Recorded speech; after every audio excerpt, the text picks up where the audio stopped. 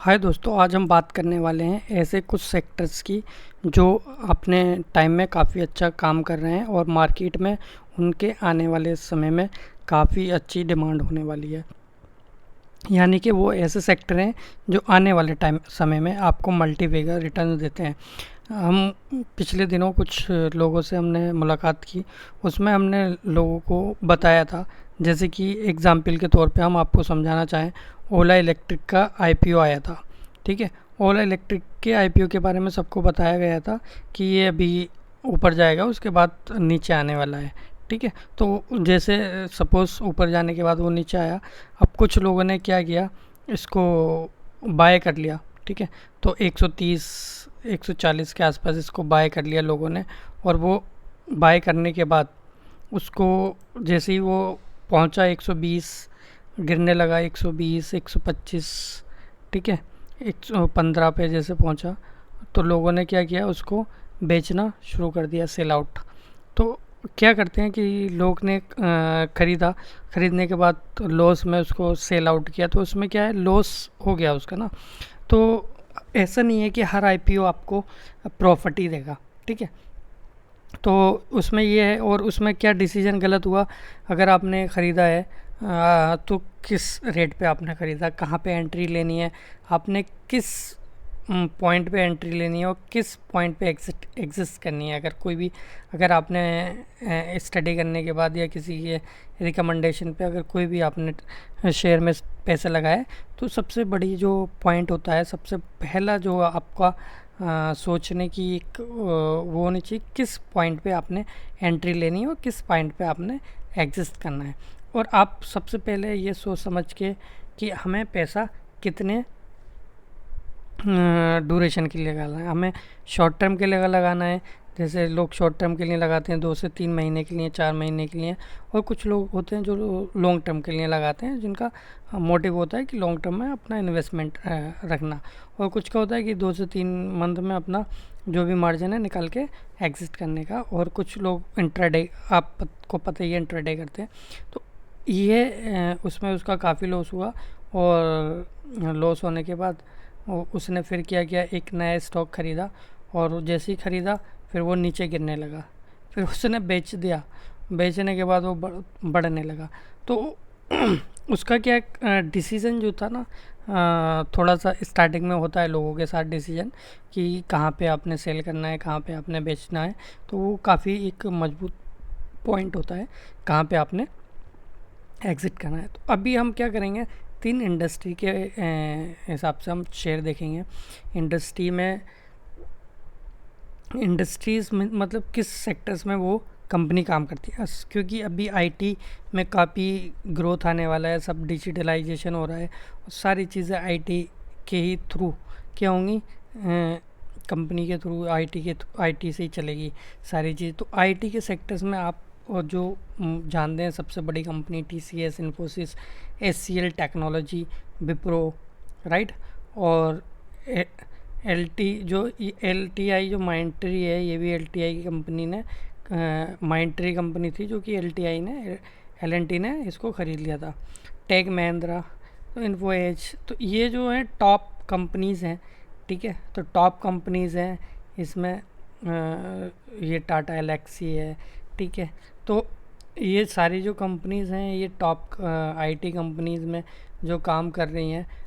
तो इसके अंदर जो क्या करना है, एक जो चेंजेस आ रहे हैं, आप डे बाय डे देख रहे होगे किस तरह से टेक्नोलॉजी चेंज हो रही है, किस तरह से न्यू न्यू चीज़ें, इन्वेंशंस आ रहे हैं। तो उसमें आपको क्या करना है, उसके अंदर आपको टॉप 5 कंपनीज़ को पहले कैटेगराइज करना है। कैटेगराइज करके उसके ऊपर स्टडी करनी है कि आपको किस सेक्टर में इन्वेस्टमेंट करना। अब जैसे हमने आईटी इंडस्ट्री की बात की है, तो आईटी की इंडस्ट्री की आप यहाँ से आईटी इंडस्ट्री में देख सकते हैं कौन सी कंपनी की मार्केट कैप क्या है। ठीक है, और प्राइस क्या चल रहा है मार्केट में। ठीक है, और उसके बारे में आप सारी इन्फॉर्मेशन यहाँ से चेक कर सकते हो। ठीक है, तो ये काफ़ी अच्छा एनालिसिस है, आप खुद से एनालिसिस कर सकते हो। और ये हम आपको आज सिर्फ सेक्टर्स के बारे में बताने वाले हैं, किस सेक्टर्स का आने वाले टाइम में अच्छा खासा जल्दी, मतलब 3 से 4 महीने में आपको सेक्टर्स में वो आपको देखने के लिए पैसा डबल करने के लिए आपको मिलेगा। ठीक है, तो ये एक काफ़ी अच्छा सेक्टर है जिसमें इन्वेस्टमेंट किया जा सकता है। ठीक है, हम बात करते हैं अब ईवी सेक्टर्स की। तो ईवी के टॉप कंपनीज आप देखते हो, टाटा मोटर्स कहाँ से पहुँचा और अभी आपको 50 to 60% डाउन में मिल रहा है। ठीक है, बजाज ऑटो, महिंद्रा एंड महिंद्रा, तो ये कंपनीज़ हैं जो कि ईवी सेक्टर्स में काफ़ी अच्छा काम कर रही हैं और इनके प्रोडक्ट्स मार्केट में देखने को लिए मिल रहे हैं और उन्होंने काफ़ी अच्छी मार्केट में पकड़ बना रखी है। तो अगर हम बात करते हैं टाटा मोटर्स की, अगर आप टाटा मोटर्स का शेयर देखोगे तो एक टाटा मोटर्स का शेयर आपको क्या लगता है कि कितना उसने प्रॉफिट आने वाले टाइम पिछले टाइम में दिया था? ठीक है, तो ये देखिए टाटा का आप अगर 20 में बात 68 रुपीज़ का शेयर था। अगर आपने देखा होगा ये 68 रुपीज़ पे शेयर जिसने अगर एंट्री ली हो, ठीक है, किसी ने एंट्री लिए, सपोज़ करो एग्जांपल की हम बात करते हैं 68 पे अगर किसी ने एंट्री ली, ठीक है, 68 पे एंट्री ली और उसने क्या किया, 507 पे गया और फिर उसके बाद गिरने लगा। तो कुछ लोगों को लगता है कि अब ये गिरने वाला है, नीचे उड़ जाएगा, तो लोग सेल आउट करते हैं। अगर किसी ने 68 में लेके 400-500 में बेच दिया होगा इस शेयर को, ठीक है, एग्जिट कर दिया होगा, यहाँ पे एग्जिट कर दिया होगा, निकल गया होगा, तो फिर उसका जो ये आने वाला जो समय था वो जो ये गया है 1000 रुपये, ठीक है, डबल, तो ये वाला जो प्रॉफिट है वो उसको नहीं मिल पाया होगा। राइट, तो वही टाइम है आपको किस तरह से आपको एंट्री लेनी है, किस तरह से आपको एग्ज़िट करना है। या किसी ने अगर हाई प्राइस पे लिया होगा, ये नीचे जा रहा होगा, उसने बेच दिया होगा, जैसे बेच के निकला वो आगे बढ़ने लगा। ये कुछ एग्जाम्पल्स होते हैं लर्निंग जो जिससे हमें सीखने मिलती है, सीख मिलती है कि कभी मार्केट कोई भी सेक्टर का शेयर आप उठा दो, ऊपर बढ़ता है तो वो नीचे भी आता है। नीचे इसलिए आता है ताकि लोगों को मौका मिले बाय करने का, एंट्री करने का।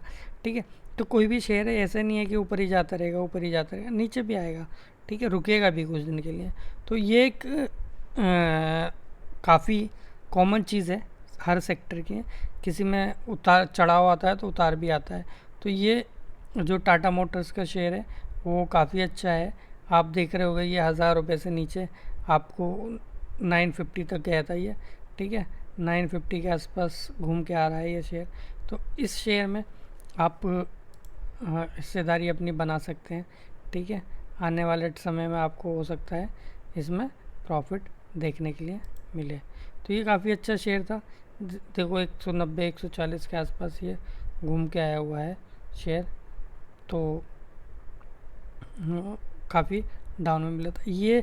जैसे कि 3 सेक्टर हमने बात करी, 2 सेक्टर की बात करी है, अभी हम थर्ड सेक्टर पे हम मूव कर रहे हैं। Third sector semiconductors. तो सेमीकंडक्टर्स के लिए हम एक वीडियो लाने वाले हैं, स्पेशली वो सेमीकंडक्टर्स के जितने भी टॉप 5 शेयर्स होंगे उसकी हम बात करेंगे, जिसमें जो डिज़ाइनिंग कंपनी है सेमीकंडक्टर्स की चिप वगैरह जो बनाती हैं, और आजकल आप देख रहे हो जितने भी मोबिलिटी कंपनीज़ हैं, मोटर्स की, कार्स वगैरह, सब में सेमीकंडक्टर्स की चिप्स वगैरह आती हैं। तो वो बहुत ज़रूरी है। इनफैक्ट इलेक्ट्रॉनिक्स जहाँ पे स्टार्ट होगी वहाँ पे आपको सेमीकंडक्टर्स देखने के लिए मिलेगा। अब इलेक्ट्रॉनिक्स आप मोबाइल्स में ले लीजिए, इलेक्ट्रॉनिक्स आप अपने लैपटॉप, कंप्यूटर, अपनी कार्स वगैरह, जो भी इलेक्ट्रॉनिक्स चीज़ें हैं, और जो भी डिजिटलाइजेशन होगा इलेक्ट्रॉनिक्स चीज़ें भी बढ़ेंगी। ठीक है, तो वो इलेक्ट्रॉनिक्स में सेमीकंडक्टर्स आ जाते हैं। सेमीकंडक्टर्स में अगर हम एनालिसिस उसके हिसाब से करते हैं तो भारत, ये जो कंपनी आपको टॉप 5 कंपनी दिखनी है, ये टॉप 5 कंपनी है रेटिंग के हिसाब से।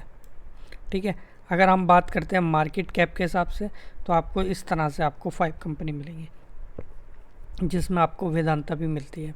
ठीक है, तो वेदांता काफ़ी अच्छी कंपनी है, बड़ी कंपनी है, जैसे कि आप सब लोग जानते हैं, और काफ़ी अच्छा डिविडेंड देती है।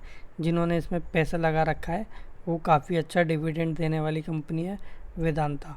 ठीक है, तो वेदांता के बारे में सब लोग जानती हैं, और नेक्स्ट वीडियो हम जब लेके आएंगे उसमें हम टॉप जो कंपनी है सेमीकंडक्टर्स की उसके बारे में बात करेंगे। तो आज हम जो बात कर रहे थे एग्जाम्पल्स की, उससे लर्निंग मिलती है आपको किस तरह से आपको डिसीजन लेना है, घबराना नहीं है।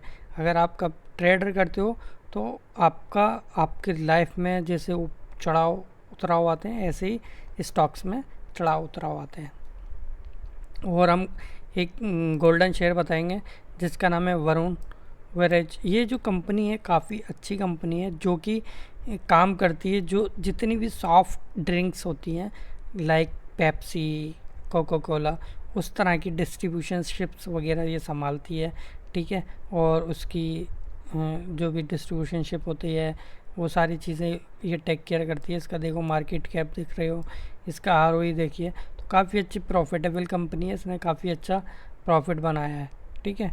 इंडियन वेज का फ्रेंचाइजी वगैरह मॉडल, ये पेप्सी को कि फ्रेंचाइजी मॉडल, डिस्ट्रीब्यूटरशिप्स वगैरह ये चीज़ देखती है। जैसे कि आपकी ड्यू हो गए, मिरिंडा हो गए, पेप्सी, 7 अप, ये सारी कंपनियां जो पेप्सिको की हैं, जो कि पेप्सिको की यहाँ पे इंडिया के अंदर फ्रेंचाइजी, डिस्ट्रीब्यूटरशिप सब कुछ ये संभालती है। तो ये भी काफ़ी अच्छा स्टॉक है। इसने आप देख रहे होंगे कि भाई एक शेयर 50 रुपये की कीमत वाला शेयर आप देख रहे होगे 600-700 रुपये टच करने के बाद आपको ये 650 रुपये के आसपास आपको देखने के लिए मिल रहा है।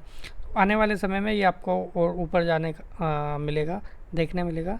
लेकिन ये भी काफ़ी अच्छी बिजनेस है और काफ़ी अच्छा ग्रोथिंग इसने काम किया है कंपनी ने। तो इसको भी आप शॉर्ट लिस्ट कर सकते हो, इसमें भी देख सकते हो। ये कोई एक रिकमेंडेशन नहीं है कि आपको ख़रीदनी है, बस ये कि आप अपना एनालिसिस करके आप लगा सकते हैं, देख सकते हैं। आज के लिए इतना ही, मिलते हैं नेक्स्ट वीडियो में, तब तक के लिए बाय।